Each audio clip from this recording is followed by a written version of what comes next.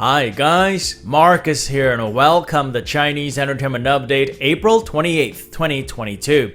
I release episodes every Tuesday, Thursday, and Sunday. This is episode 531 and the rundown with timestamps is in the description box below. Now because I use Chinese names quite a bit on my show, if you want the English spelling of them, you can turn on subtitles. I create them myself. In today's episode, Love in Flames of War starring Shawn Dou and Chen Duling announces its premiere. The wind blows from Longxi's ratings plummet as a critic says it's messy and has too much rambling. Being a Hero with Chen Xiao and Wang Yipo is rumored for a Q2 release. And the lead cast of The Blue Whisper bid their farewells. But first, here's what's recently premiered, 3 dramas for today and yesterday. First, there's Ye Reborn, a modern drama starring Zhang Yi and Carrie Wang. It premiered yesterday, April 27th. As Wiki explains it, Zhang Yi leads a team as they investigate the case of a stolen ancient painting. During the investigation, he crosses paths with a genius university student played by Carrie Wang, who's from a family of thieves. The unlikely pair work together to crack the case. Ye Reborn is slated for 24 episodes and is available on YouTube with English subs. Then there's The Wind Blows from Longxi, a costume drama starring Chen Kun and Baiyu. It premiered on April 27th as well. According to Baidu, Chen Kun and Baiyu play a spy and an investigator respectively. They attempt to weed out thieves who are sent to steal highly coveted weapons from their kingdom. Also in the cast are Ye-jin, Angela Baby, and Sun Yi. The Wind Blows from Longxi is slated for 24 episodes and is available on YouTube with English subs. More on the drama later on. And lastly, there's Dream House, a modern drama starring Pan Yueming and Wang Oh. It premiered earlier today. According to Baidu, Pan Yueming plays the project manager of an interior design company. He locks horns with a talented designer played by Wang Oh, and they have to resolve their differences to build dream houses for their clients. Dream House is slated for 40 episodes and is available on Tencent, no English subs at the moment. And that's it for recently premiered dramas, a good couple of days for drama premieres if I may say so. Additionally, Love in Flames of War recently announced its premiere date. Love in Flames of War is an upcoming Republican-era drama starring Shawn Dou and Chen Duling, and they announced an April 30th premiere. Set in a tumultuous time of war, the drama revolves around a heart-wrenching romance between a young commander and a young maiden. Shawn Dou plays Xiao Beichen, the young commander, a hardened leader and a survivor of many battles. Chen Duling plays Ling Hangjing, the young maiden whose father is framed and sent to prison. Although she hates his guts, she agrees to marry him in exchange for him saving her father. Over time, things change and they grow on each other. Love in Flames of War is slated for 43 episodes and will premiere on Youku. Now, about The Wind Blows from Longxi. I've said before in previous episodes that I've been really looking forward to it. However, yesterday, I came across this article on Sohu. It's titled, The Wind Blows from Longxi airs on CCTV 8, ratings plummet, not enough conflict, messy narrative, too much rambling. Not enough conflict, messy narrative, and too much rambling. Those are actually some of the top reasons that would make me drop a drama. The writer began the article by saying that he was actually also looking forward to the drama, but has thus far been disappointed. He has 3 main issues with it. Firstly, he says the drama's texture is too thin. He broke that down by saying that the scenery was monotonous and the scenes were not well lit enough. Secondly, he says the story lacks rationality and plausibility. I won't get into too much of what he says there because I don't want to give away any spoilers. And lastly, he says there aren't enough conflicts, the narrative is messy, and it relies too much on dialogue. He also shares this image from Hyun, a site which provides real-time TV ratings data. It shows that within a 2-hour period around the time of the drama's premiere, it peaked at 1.2% and plummets to around 0.5%. That image and other images of the drama's poor opening performance circulated on social media, and netizens chimed in. Here on one social media post, the first comment is, "It's actually very good, don't criticize it yet." The second one says, "If this continues, Chen Kun will really become poison, as in box office poison." And the last one, and probably the most rational one, is, "Maybe the drama's just not to CCTV8's viewers' tastes." It's like I always say, different strokes for different folks. I will still check out the drama and decide for myself, but judging from this article and the ratings data, it sounds like this drama might not be for everyone. Next up for drama updates, here's an article that those waiting for Being a Hero might find interesting. It says the drama is tentatively slated for a Q2 release. Being a Hero is a crime modern drama starring Chen Xiao and Wang Yibo. It wrapped filming in September 2020. In the year and a half since it's wrapped, it's released 2 trailers, but still no news of an official premiere date, which has gotten eager fans restless. However, according to media outlet Hua, on April 26th, some investment promotion info was circulated on Weibo, and it said that the drama is tentatively slated for Q2. Since we're already at the end of April, that would mean May or June.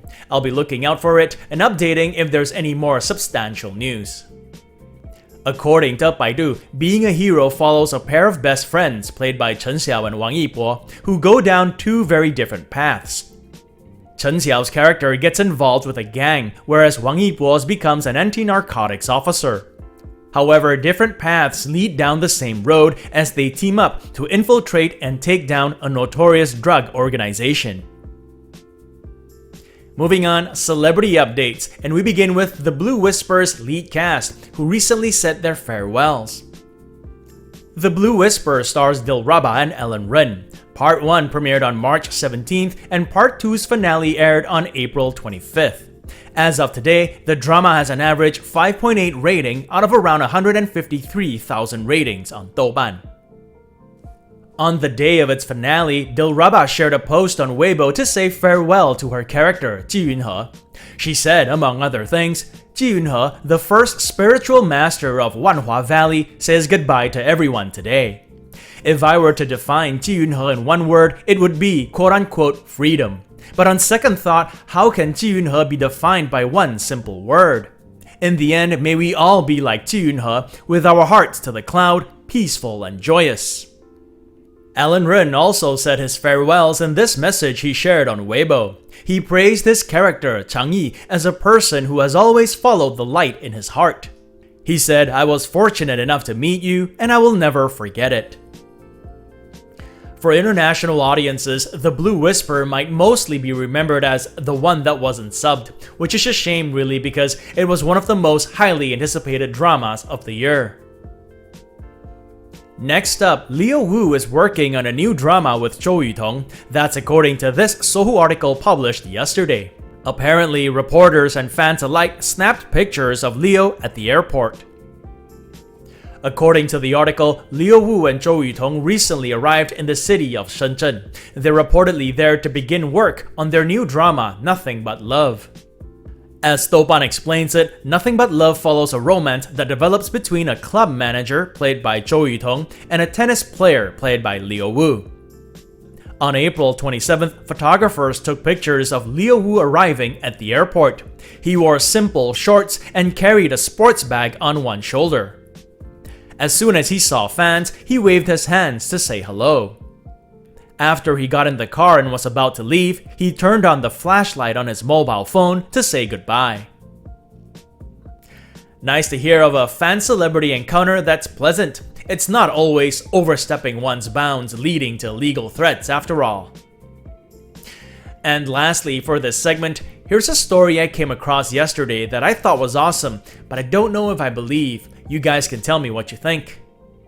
Media outlet 8 Days ran an article titled, "Fan pays for Hyun and Son Ye-jin's meal when she sees them at a restaurant. The couple approach her after to say thanks." So Hyun and Son Ye-jin tied the knot about 4 weeks ago. Since then, the reel-to-reel couple from the Korean drama Crash Landing on You have gone on their honeymoon and have been spotted on a few occasions. They were mobbed at the airport in LA. And they were spotted recently at an NBA game in Brooklyn. According to 8 Days, a netizen recently shared a story on social media, and it's this story that I thought was awesome, but I just don't know if I believe. The netizen posted this. She wrote that she spotted Hyun and Son Ye-jin at a sukiyaki restaurant and that she paid for their meal. She said that the couple dressed very low-key, that Son Ye-jin was just as pretty in person as she is on TV, and that Hyun was handsome but looked stronger than on TV. She also revealed that the couple approached her before they left to thank her for paying for their meal. When she congratulated them on their marriage, they nodded happily, looked at her, and said thank you so much. She added that when she locked eyes with the stars, it was like walking into a Korean drama. She describes the experience very well, and it sounds like a terrific encounter. I mean, who wouldn't want to feel like they walked into a Korean drama? And I hate to sound skeptical, but I guess only she, Hyun and Son Ye-jin would know if that interaction really took place. I mean, honestly, this could be any two people. On that note, it's Tuesday today, so time for another segment of my predictions for this Sunday's Top 10 Champions. As you guys know, every Sunday we do the top 10 Chinese web and TV dramas of the week. In this segment, I give some of my thoughts and predictions as to who the champions will be. To recap, last week's top web drama was The Blue Whisper with Dilraba and Ellen Run. And the top TV drama was Glory of Special Forces with Yang Yang and Li Yitong. This week, I'm expecting a tight contest, but I think Who Rules the World will be the top web drama. Who Rules the World didn't get a full week's worth of points last week, but it will this week, so I'm gonna back it to be champion. Also, The Blue Whisper aired its finale a few days ago, so I think it might start to slow down. As for TV dramas, I think Glory of Special Forces will continue its good run and stay champion for a third week running. That would effectively mean Yang Yang will be the star of both this week's web and TV dramas. What do you guys think?